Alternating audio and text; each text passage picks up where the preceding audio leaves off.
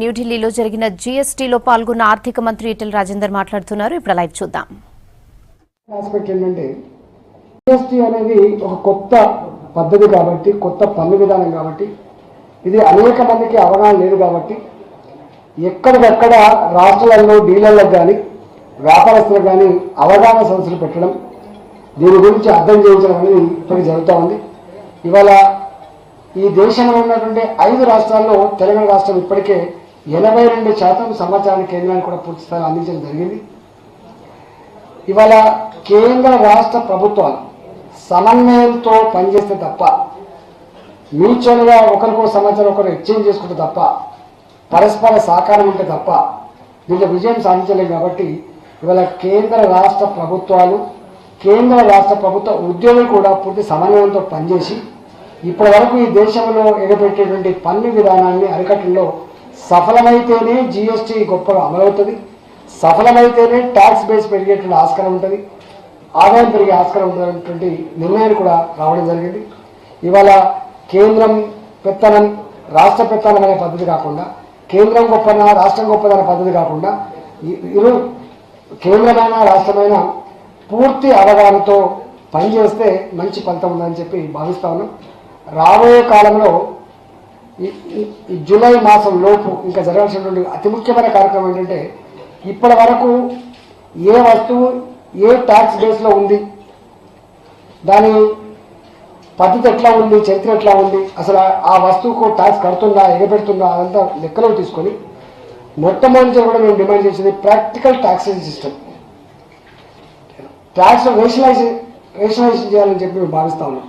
ఇప్పుడున్న వస్తువుకి ఏ ట్యాక్స్ అయితే ఉందో దాన్ని యథావిధిగా తీసుకుపోయి మెకానిక్ తీసుకుపోయి ఇంకొక బేస్లో పెట్టకుండా దాన్ని మొత్తం హిస్టరీ అంతా కూడా స్టడీ చేసి దేంట్లో పెడితే ప్రజలు ఈజీ కట్టడానికి ఆస్కారం ఉందో అది కూడా చేయాలని చెప్పి భావిస్తాను. అంతిమంగా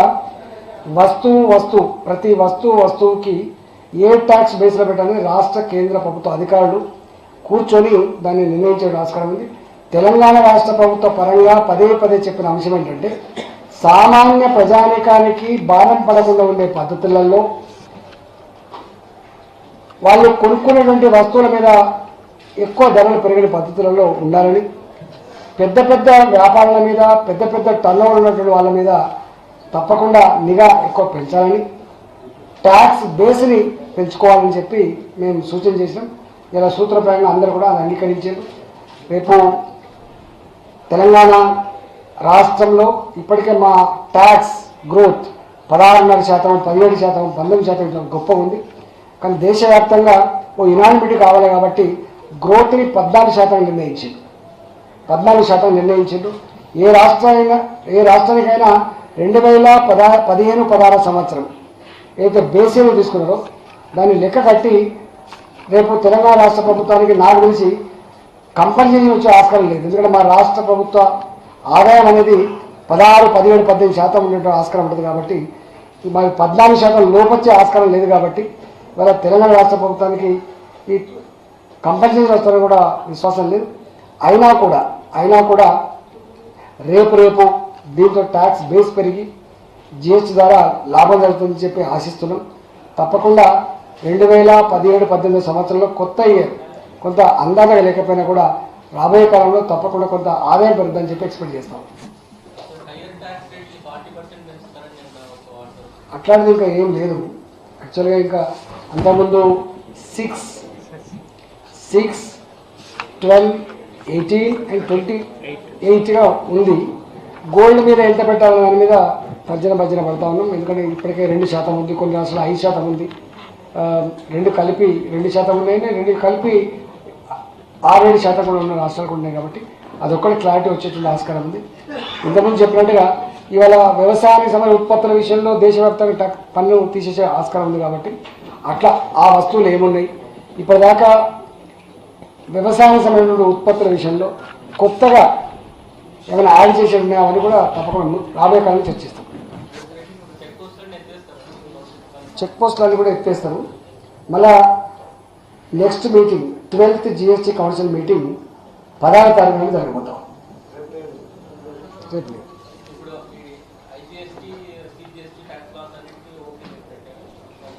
ఆల్మోస్ట్ అన్నిటికీ అయిపోయింది. ఇంకొక 2 ఇష్యూస్ ఉన్నాయి.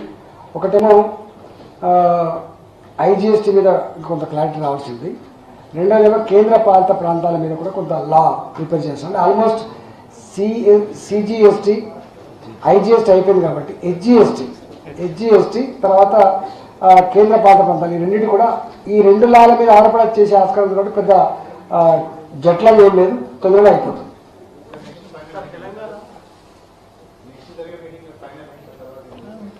ఉంటాయి ఇంకా ఉంటాయి.